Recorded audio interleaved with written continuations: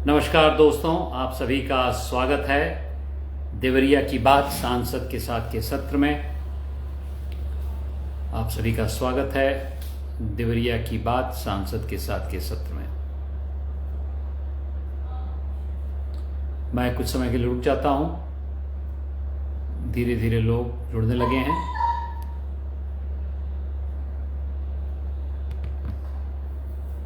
ज्ञानेश्वर मणि जी नमस्कार, जयनाथ यादव जी नमस्कार, मनोज मणि जी नमस्कार। आप सभी का स्वागत है देवरिया की बात सांसद के साथ के सत्र में। आनंद शाही जी नमस्कार, ललन दुबे जी नमस्कार, अनंजय तिवारी जी नमस्कार, जावेद अख्तर जी नमस्कार, मृत्युंजय शुक्ला जी नमस्कार, प्रशांत मणि जी नमस्कार, कितुबुद्दीन सिद्दीकी जी नमस्कार, संतोष मणि जी नमस्कार, कमलेश मिश्रा जी नमस्कार, ऋत्विज पांडे जी नमस्कार, अमन शाह जी नमस्कार, सो जायसवाल जी नमस्कार, आनंद शाही जी नमस्कार, सुनील पांडे जी नमस्कार, सद्दाम अंसारी जी नमस्कार, आदर्श कुमार जी नमस्कार, रचना उपाध्याय जी नमस्कार, मृत्युंजय शुक्ला जी नमस्कार, जावेद अख्तर राजू भाई जी नमस्कार, शेषनाथ मिश्रा जी नमस्कार, अर्जुन कुशवाहा जी नमस्कार, आशुतोष तिवारी जी नमस्कार,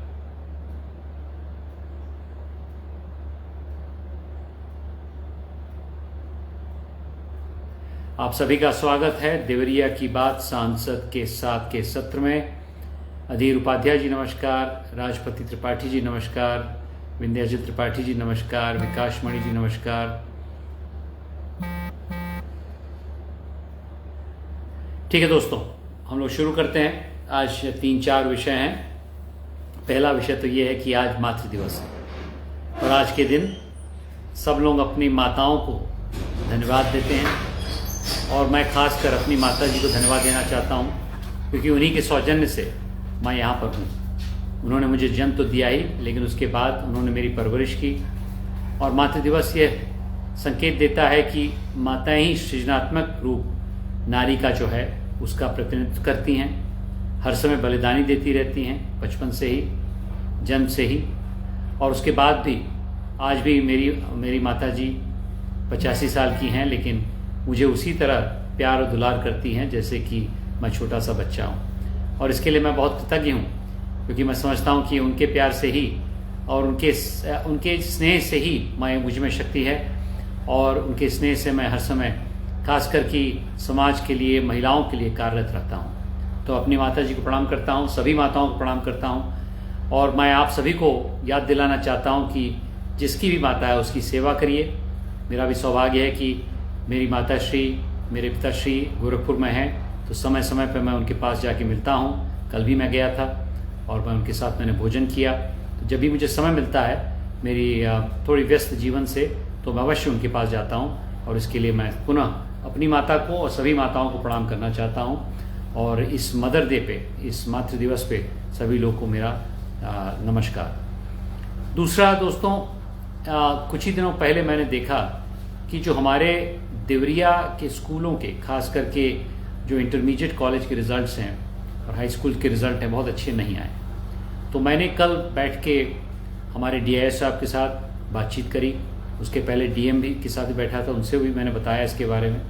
मैं चाहता हूं कि आपके बीच में भी इस बात को रखूं कि कैसे आपके साथ मिलके हम लोग अपनी जो थोड़ी सी ठीक नहीं सी व्यवस्था है, अभी हमारे रिजल्ट ठीक नहीं आए हैं, उनको कैसे 1-2 साल में, कुछ 100 साल लगेगा, उसमें हम लोग ठीक करा जाए। और उसका मेरा मानना यह है कि जो अधिकारीगण करेंगे, क्योंकि लगभग 140 स्कूल ऐसे हैं जो कि सरकारी हैं, और उसी के साथ साथ करीब 400 स्कूल ऐसे हैं जो अनुबंधित हैं। मैं सीबीएसई की बात नहीं कर रहा हूँ, आईसीएसई की बात नहीं कर रहा हूँ, मैं यूपी बोर्ड की बात कर रहा हूँ, और यूपी बोर्ड के ही रिजल्ट की मैं बात कर रहा हूँ। और देवरिया जाना जाता था कि एक ऐसा जगह है जहाँ पर अधिक यहाँ के जो छात्र छात्राएँ हैं वो गोरखपुर जाते थे, तो गोरखपुर में यूनिवर्सिटी में वो अव्वल नंबर पर रहते थे। लेकिन दुर्भाग्य है कि अभी हम लोग की स्थिति उतनी अच्छी नहीं है। तो मैं इससे चिंतित भी हूँ और मैंने डीएस के साथ बैठ के रणनीति पूछी। उनको मैंने बोला था कि कुछ पता लगा कि ये क्या हो रहा है। तो हमने फिर एक अमृत विद्या प्रयास करके एक मूवमेंट के बारे में सोचा उस 1.5-2 घंटे में, और उसमें मैं आपको सम्मिलित करना चाहता हूँ। मैं समझता हूँ कि इस समस्या का समाधान सिर्फ सरकारी तंत्र से नहीं है, इसमें समाज को जुड़ना पड़ेगा, हम सबको जुड़ना पड़ेगा, जनप्रतिनिधि को जुड़ना पड़ेगा, यहाँ पर माताओं को जुड़ना पड़ेगा, पिताओं को जुड़ना पड़ेगा, ताकि हम लोग मिलजुल के इस समस्या का समाधान करें। 1-2 समस्या तो उन्होंने देखी। उन्होंने बोला कि उन्होंने 4-5 ऐसे प्रिंसिपल्स को बुलाया जिनके यहाँ पर अच्छे रिजल्ट आ रहे हैं, जो अच्छा स्कूल चला रहे हैं। तो उनसे सीखा उन्होंने। डीआईओ से खुद ही बोला कि भाई देवरिया में ही कुछ ऐसे स्कूल हैं जहाँ पर अच्छा रिजल्ट आ रहा है, कोई कारण होगा। उसका कारण ये है कि वहाँ पर 2-3 चीज़ आसानी से हो जा रही है। एक चीज़ है कि वहाँ के जो प्रिंसिपल हैं, हर दिन की सुबह की जो एक मीटिंग होती है, जो पहली मीटिंग होती है, सब छात्र छात्राएं वहाँ पर रहते हैं, उसको असेंबली अंग्रेजी बोलते हैं, उसमें सब लोगों को प्रतिबद्ध करते हैं कि वहाँ पर आए। अच्छी अगर असेंबली होती है तो स्कूल अच्छा चलता है। ये काम मैं सभी प्रिंसिपल, सभी अध्यापकों, सभी माता पिताओं से बोलता हूँ, यह काम आसानी से हो सकता है, इसमें कोई व्यय की आवश्यकता नहीं है। उसी के साथ साथ उन्होंने एक और बात बताई कि कई ऐसे लोग हैं जो पेरेंट्स हैं जो कि शायद बाहर रहते हैं, क्योंकि यहाँ के लोग बाहर भी रहते हैं, उस कारणवश कभी कभी वो बच्चों पर ध्यान नहीं दे पाते हैं, बल्कि प्राइमरी स्कूल में ज़्यादा ध्यान होता है। सेकेंडरी स्कूल में आते आते बच्चे थोड़ा सा अलग हो जाते हैं। तो मैं अपने पेरेंट्स से, सभी माताओं पिताओं से बोलना चाहूँगा कि आप लोग प्रमुखता से अपने बच्चों का ध्यान दीजिए, पेरेंट टीचर इंटरेक्शन में जाइए, उनके साथ बैठिए। जब मैं पढ़ता था तो मेरी माताश्री मुझे पढ़ाने के लिए बैठती थी। मैं भी थोड़ा अच्छा पढ़ाई में था तो अपने आप से भी पढ़ता था, लेकिन उनका भी एक जोर रहता था कि मैं अपने लड़के को ठीक ठाक पढ़ाऊँ। तो ये तो निवेदन मैं सभी माताओं पिताओं से कहता हूँ। अब मैं प्रशासन पे जा रहा हूँ। प्रशासन से भी मैंने बात की है। कई ऐसे स्कूल हैं जहाँ पर अभी अध्यापक नियुक्त नहीं हुए। ये हम सब की जिम्मेदारी है। मैं इसको लेके कल जा रहा हूँ लखनऊ। मैं वहाँ भी बात करूँगा प्रिंसिपल सेक्रेटरी से कि कैसे इसमें हम लोग सुधार करें। ये तो तत्कालीन चीज़ है, लेकिन थोड़ा सा और आगे चलते हैं तो कई ऐसे लोग हैं जो कि बहुत निर्भर हो गए हैं कोचिंग पे। तो मैं समझता हूँ कि कोचिंग इसका निराकरण नहीं। कोचिंग के माध्यम से आप लोग आगे नहीं बढ़ सकते। ये बात सही है कि कई लोग यूपी बोर्ड न देख के आईआईटी का एग्जाम दे रहे हैं। मैंने भी यूपी बोर्ड के बाद ही आईआईटी का एग्जाम दिया था। तो मैं समझता हूँ कि आप लोग अपने बच्चों को बताइए कि यूपी बोर्ड का रिजल्ट 10th और 12th का रिजल्ट बहुत महत्वपूर्ण होता है, और खास करके 12th के रिजल्ट के माध्यम से ही उनको यूनिवर्सिटी में एडमिशन मिलेगा, उनका पूरा भविष्य होगा। तो मैं समझता हूँ कि इसके लिए भी हम लोग कोशिश कर रहे हैं कि अध्यापकों की नियुक्ति, जिसमें थोड़ा समय लगेगा, हम लोग सोच रहे हैं कि टेम्परेरी रूप से किसी अध्यापक को हम लोग लाभ कर सकते हैं। खास करके अनुबंधित कॉलेजेस से मैं आग्रह करना चाहता हूँ कि इसका इंतजाम करिए। और इसी के साथ साथ मैं आप सभी जो टीचर वर्ग हैं उनको भी बोलना चाहता हूँ कि आप लोग जहाँ भी आप लोग अध्यापक हैं, कृपया करके अपने अपने स्कूलों में आप जाइए। ये भी बात सत्य है कि जब भी सरकारी स्कूल में कोई भी नियुक्ति होती है तो उसकी नियुक्ति में कम से कम 70, 80, 90 हज़ार रुपये होता है। अगर आप वही चीज़ सीबीएसई के प्राइवेट स्कूल में चले जाएं तो 15-20 हज़ार रुपये में ही वो लोग मतलब मेरे हिसाब उनकी नियुक्ति होती है। तो इसमें धन की कमी नहीं है। कमी टीचरों में आज की तारीख में कि प्रतिबद्धता हो। हम लोग अगर अपने स्कूलों के बच्चों को पढ़ा नहीं रहे तो उसके ऊपर हम लोग भी शासन की तरफ से मैं कार्रवाई करवाऊंगा। अच्छे अच्छे यहाँ पर कॉलेजेस हैं, उनमें भी आज की तारीख में देख रहा हूँ उतनी अच्छी पढ़ाई नहीं हो पा रही है। मैं सभी टीचर से करबद्ध निवेदन करना चाहता हूँ कि आप लोग अपनी जिम्मेदारी का पूरी तरह निर्वाह करिए, और नहीं करेंगे तो हम लोग कार्रवाई करवाएंगे। मैं आपको बता दे रहा हूँ कि अगले 1-2 साल में कई ऐसे टीचरों पर कार्रवाई मैं ही करवाऊंगा, क्योंकि अगर आप लोग हमारे बच्चों का भविष्य नहीं सुधार पा रहे हैं तो बहुत चिंता का विषय है, और इसके लिए हम लोग करेंगे। हम प्रशासन से भी बोलेंगे कि आप नियुक्ति करिए, लेकिन जो टीचर 80 हज़ार रुपये, 1 लाख रुपए दे के अभी क्लास में नहीं आ रहा है उसके ऊपर कार्रवाई मैं करवाऊंगा।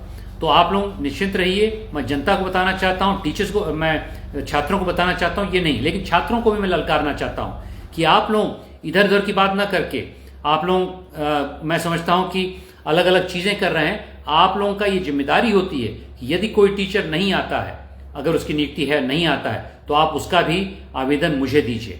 हम लोग इस प्रकार की कार्रवाई करें ताकि हमारे छात्र भी समय पे पहुंचें। आप लोगों को भी आवेदन है कि आप लोग प्रतिबद्धता से अपने काम को करिए। मैं भी बहुत खेल कूद में आगे था दोस्तों।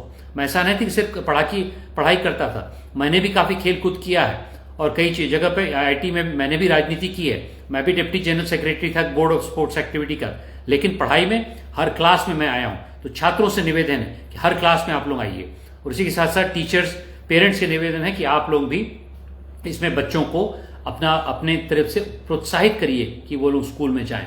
10वीं और 12वीं क्लास का रिजल्ट अच्छा होना चाहिए, इसमें 1-2 साल लगेगा, लेकिन अभी से अगर हम लोग लग जाएंगे प्रोजेक्ट विद्या अमृत विद्या प्रयास में, सबका प्रयास होगा। मैं आपको आश्वासन दिलाना चाहता हूं कि मैं इसको एक प्रतिबद्ध रूप से प्लान रूप से आगे करूंगा, लेकिन ये किसी एक सांसद का या किसी एक जनप्रतिनिधि काम नहीं है, इसमें पूरा समाज लगेगा।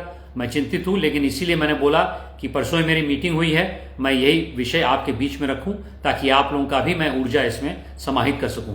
बहुत महत्वपूर्ण विषय है, आसान विषय नहीं है, इसमें कई ऐसी ताकतें हैं जिनको हम लोग को फिर से ट्रैक पे लाना पड़ेगा। उसमें टीचर है, उसमें स्टूडेंट हैं, उसमें हमारे प्रिंसिपल हैं, प्राध्यापक हैं, और उसी के साथ साथ हमारे जो पेरेंट्स हैं उनको भी इसमें शामिल करना पड़ेगा। ये 3-4 प्रकार की चीजें हमें करनी पड़ेगी। और दूरगामी रूप से हम ये भी करेंगे कि हम लोग चाहेंगे कि कुछ जो स्कूल हैं, जो प्रतिष्ठित स्कूल हैं, जैसे GIC में भी अच्छा काम चल रहा है, उसी तरह अन्य स्कूलों में भी हम लोग उसका सुधार करने की कोशिश करेंगे। दोस्तों, अभी जैसा कि मैंने आपसे कहा था, मैं हर महीने स्वास्थ्य के लिए एक कॉल करता हूं। मेरे पास इतनी क्षमता नहीं कि स्वास्थ्य और शिक्षा दोनों पे अभी काम करूं। मैं थोड़ा स्पष्ट आपको बता रहा हूं। मैं समझता हूं कि स्वास्थ्य में मैं ज्यादा काम करना चाहता हूं, लेकिन ये जिम्मेदारी मैं पूरे समाज को भी सौंप रहा हूं। मैं भी इसमें चलूंगा। आप लोग कृपया करके अपने बच्चों के लिए शिक्षा, खास करके हाई स्कूल और इंटरमीडिएट की शिक्षा पे अवश्य ध्यान दीजिए। मैं इसीलिए थोड़ा खुल के बोल रहा हूं क्योंकि मैं भी चिंतित हूं, और इसको बोलने की मेरी जरूर आवश्यकता नहीं थी, लेकिन हर समाज का वर्ग, हर पार्टी का वर्ग, किसी भी वर्ग का हो, उसको चिंता होनी चाहिए कि उनके बच्चों का भविष्य बिगड़े ना। और मैं चाहता हूं कि देवरिया का कोई भी छात्र हो वो अच्छी पढ़ाई करके आगे बढ़े। ये मेरी आपसे आग्रह है। तीसरा विषय दोस्तों, अभी कुछ ही घंटे पहले मैंने व्यापारी वर्ग के साथ एक बैठक करी थी, और व्यापारी वर्ग के साथ मैं बार बार उठता बैठता रहा हूं, लेकिन मुझे ऐसा लगा कि उनसे एक अलग छोटी सी बैठक करूं ताकि उनके मन की बात मैं जानूं। और उसमें 2-3 बिंदु निकल के आए हैं जो मैं अपने ईज ऑफ बिजनेस और अमृत प्रयास से जोड़ना चाहता हूं। अमृत प्रयास के तहत कुछ ही दिनों पहले CDO, DM, हमारे DIC के जो अध्यक्ष हैं, उनके साथ मिलकर मैंने एक मीटिंग की कि ईज ऑफ बिजनेस कैसे करें। इन व्यापारियों से मुझे ये प्रत्यक्ष रूप से पता चला है कि अब ईज ऑफ बिजनेस ठीक नहीं है। बहुत ऐसी चीजें हैं जो बाधाएं आती हैं किसी भी छोटे उद्योग लगाने के लिए, जिसके लिए व्यापारी लोग विचलित हैं, और इसके लिए मैं भी विचलित हूं। तो मैं आपको आश्वासन दिलाना चाहता हूं, यदि कोई भी व्यापारी या कोई भी उद्यमी अपना उद्योग लगाना चाहता है, उसको कोई भी बाधा होती है, तो आप लोग अवश्य शीघ्र ही हम लोग ईज ऑफ बिजनेस ऑफिस खोलेंगे। उसमें आप लोग आइए, आप लोग अपना आवेदन दीजिए। यदि कोई भ्रष्टाचार में लिप्त है तो उसके लिए भी मेरे पास आके मिलिए। मैं हर दिन सुबह बैठ रहा हूं जन सुनवाई के लिए। आज सुबह भी बैठा था, कल मैं लखनऊ में रहूंगा, परसों सुबह पुनः बैठूंगा, उसके बाद भी बैठूंगा। तो जिस किसी को कोई भी भ्रष्टाचार की एक भनक पड़ती है कि कोई आपसे पैसा मांग रहा है किसी चीज के लिए, तुरंत आके मुझसे बताइए। मैं समझता हूं कि योगी जी की सरकार निरंतर काम कर रही है कि भ्रष्टाचार मुक्त प्रदेश हो, और इसलिए खास करके जो छोटे उद्योग लगाने वाले हैं उनको जो थोड़ा धन वाई होती है, उसके लिए हम लोग कड़ी कार्रवाई करेंगे। इसलिए आप लोग आके, प्रतिदिन मैं बैठ रहा हूं, जब भी मैं क्षेत्र में रहता हूं, मेरे गांव आना पड़ेगा, लेकिन इतना आप लोगों को मशक्कत करनी पड़ेगी कि आप लोग मेरे गांव में आइए। मैं 1 घंटे 8:30 से 9:30 बजे बैठता हूं। मुझे आवेदन दीजिए। अगर आप लोग गोपनीयता चाहते हैं तो मैं गोपनीयता बरकरार रखूंगा, अलग से मैं बात करूंगा, कोई दिक्कत नहीं है। लेकिन कोई भी अगर भ्रष्टाचार का शिकार हो रहा है तो मैं आपसे आग्रह करना चाहता हूं कि आप लोग आइए। मैं अधिकारियों से बोल रहा हूं, यदि आप लोग समझते हैं कि आप लोग भ्रष्टाचार से निकल जाएंगे तो ये गलतफहमी मत पड़िए। योगी जी का सख्त आदेश है कि कोई भी भ्रष्टाचार करेगा उसके ऊपर सख्त से सख्त कार्रवाई करी जाएगी। हमारी पार्टी एकदम साफ सुथरी पार्टी है। हमारी पार्टी कांग्रेस की तरह नहीं है या सपा की तरह नहीं है कि 100 रुपए चलता था तो 15 रुपए आएगा। हम 100 रुपए के 100 रुपए ले जाएंगे जनता के बीच में, और जनता के विरोध में कोई भी काम करेगा तो हम जनता के साथ खड़े रहेंगे। ये मैं आश्वासन देना चाहता हूं, जनता को भी, अधिकारियों को भी। और मैं समझता हूं कि अधिकांश अधिकारी ये भी चाहते हैं कि विकसित भारत के लिए अवरोध न बने, लेकिन जो भी अवरोध बनेगा उसके ऊपर हम लोग कड़ी से कड़ी कार्रवाई करेंगे। और इसके लिए मैं व्यापारी वर्ग ही नहीं, सभी वर्गों को आश्वस्त कराना चाहता हूं, यदि आपके पास कोई दिक्कत हो तो मेरे पास अवश्य आइए। मैं हर दिन इसकी सुनवाई करता हूं। अगर आप लोग गोपनीय रूप से कि कोई रेवेन्यू डिपार्टमेंट में है, कोई पुलिस डिपार्टमेंट में है, कोई जगह है, आपको दिक्कत हो रही है, अवश्य आके मुझसे बात करिए बेझिझक। हर दिन सुबह बैठ रहा हूं, कल नहीं हूं, लेकिन परसों नरसों आप लोग फेसबुक पे देख लेंगे कब बैठ रहा हूं। व्यापारियों के साथ और भी चर्चाएं हुई, कई ऐसी समस्याएं जो उनके साथ हैं जिसका समाधान के लिए मैं तत्पर रहूंगा। और उनके साथ मैंने अन्य चर्चाएं भी की, कैसे हम लोग पूरे देश में एक नई ऊर्जा ला रहे हैं विकसित भारत के लिए। उसके लिए मैं सदन में हर समय आर्थिक विषयों पे चर्चा करता रहता हूं। आपने देखा होगा पार्टी ने भी आर्थिक विषयों पे मुझे विशेषज्ञ बनाया है। उसी तरह लखनऊ और दिल्ली में जब भी मैं कुछ काम करता हूं तो आर्थिक विषयों पे हर समय करता हूं। और यहां पर भी अमृत प्रयास के माध्यम से मैं चाहता हूं कि व्यापारी ही नहीं, हर वर्ग में, किसानों में, लघु उद्योगों में, महिलाओं में, युवाओं में हम लोग उद्योग से आगे बढ़ें, ताकि यहाँ पर रोजगार आए, यहाँ से पलायन कम हो। और इसी के साथ साथ मैं उन छात्रों को भी प्रोत्साहित करना चाहता हूं जो तैयारी में 8-8 साल 10-10 साल लगा रहे हैं। आप लोग भी हम लोग के अमृत प्रयास से जुड़िए। आप लोगों को रोजगार के लिए जोखिम कम उठाना पड़ेगा अगर आप क्षेत्र में ही कुछ रोजगार लगाएंगे। इसमें पहले तो जोखिम लगता है, लेकिन हमारी जैसी संस्थाएं आपके साथ चलेंगी, जोखिम भी कम होगा, आपको सफलता भी मिलेगी, आप पलायन भी नहीं करेंगे, बाहर जाने की आवश्यकता भी नहीं होगी, आप यहीं रहेंगे। दोस्तों, मैं ये बताना चाहता हूं कि सरकारी नौकरी का जमाना अब धीरे धीरे कम होता जा रहा है। एक जमाना था जब मेरे पिताजी थे, जब मेरे ताऊजी थे, जब मेरे बाबा थे, जब इस प्रकार की नौकरियां के लिए सब लोग भागा करते थे। अब इस प्रकार की नौकरी कम हो गई है, जनता ज्यादा है। अगर हमें नौकरी लानी है तो स्वरोजगार से करना पड़ेगा, जिसके लिए आपका सांसद अपने क्षेत्र में धीरे धीरे आपके ही सौजन्य से, आपकी शक्ति से, जन भागीदारी से, सबके प्रयास से स्वरोजगार लाने की कोशिश कर रहा है। इसमें आप लोग भी 2 कदम मेरे साथ चलिए, इसकी आवश्यकता है। खास करके व्यापारी वर्ग के लोग चले, लेकिन सब वर्ग के लोग चले। मैं समझता हूं कि यहां पर अगर हम लोग खुशहाली लाएंगे तो वो स्वरोजगार से ही होगा, यहां पर उद्यमिता से ही होगा। ये मैं आपको आश्वासन देना चाहता हूं। और इसमें पुनः मैं आपको बताना चाहता हूं कि ईज ऑफ डूइंग बिजनेस के लिए हम लोग तत्पर रहेंगे। मैंने प्रधानमंत्री जी के सामने ये शब्द प्रयोग किया था कि मैं ईज ऑफ बिजनेस ऑफिस खोल रहा हूं अपने जनपद में, मैं खोल के ही रहूंगा। और इसके होते होते यदि किसको कोई भी परेशानी हो रही है उद्योग लगाने के लिए, तो अवश्य मेरे पास आइए, हम आपकी सहायता करेंगे। तो दोस्तों, अंत में जो बंगाल के चुनाव में विजय हुई है, जो असम में विजय हुई है, दोनों जगह मंत्रिपद बन गए हैं। और उसी के साथ साथ आज भी जो योगी जी के मंत्रिपद का विस्तार हुआ, उन सभी लोगों को बहुत बहुत बधाई, शुभकामनाएं। और उसी के साथ साथ पुडुचेरी में भी हमारी सरकार बनी है।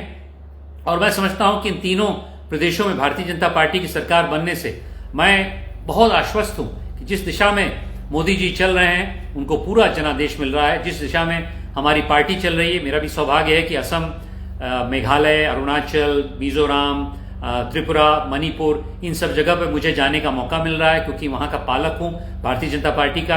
तो मैं भी देख रहा हूं नए दृष्टिकोण से कैसे उस क्षेत्र में अष्टलक्ष्मी, जिसमें अगर सिक्किम जोड़ दें तो 8 ऐसे प्रांत हैं, अष्टलक्ष्मी में किस प्रकार का बहुत अच्छा प्रयोग हो रहा है। तो इसी के साथ साथ मैं अपने कार्यकर्ताओं को भी शुभकामनाएं देना चाहता हूं। आप देखेंगे कि आपका सांसद शीघ्र ही सेक्टरवार मीटिंग करना शुरू कर रहा है। आज सुबह मैंने ही अपने मंडल पे, आपने देखा होगा मेरा पोस्ट, अपने मंडल नहीं, अपने बूथ की बैठक में, मैं अपने बूथ का सचिव हूं, मैं अपने अध्यक्ष के साथ बैठा, अन्य लोगों के साथ बैठा, हमने रणनीति बनाई कि कैसे पन्ना प्रमुख बनाएंगे। तो आपका सांसद भी धरातल पे जाके, जमीन पे बैठ के, अपने गांव के ही अपने बूथ पे, 99 नंबर बूथ पे विश्लेषण उसने किया कि किस प्रकार से हम लोग भारतीय जनता पार्टी के भविष्य को उज्जवल करें, ताकि विकसित भारत की लहर पूरे देश में दौड़े, जैसे कि बंगाल में सिद्ध हो गया, असम में, पुडुचेरी में। तो मेरा पूरा विश्वास है 27 के चुनाव में हम लोग अपने क्षेत्र में भी और उत्तर प्रदेश में भी सिद्ध करेंगे। दोस्तों, आपसे मैं विदा लेना चाहता हूं। बहुत बहुत धन्यवाद ज्वाइन करने के लिए। कुछ और लोगों का नाम बता देता हूं। विश्वजीत शाही जी नमस्कार, अनिल दुबे जी नमस्कार, मनोज चौबे जी नमस्कार, अजय सिंह अन्नू जी नमस्कार, अभिभूत तिवारी जी नमस्कार, श्याम चंद्रभान जी नमस्कार, अजय भारती जी नमस्कार। आप सभी को मेरा प्रणाम। जय हिंद, जय भारत, जय देवरिया, जय कुशीनगर।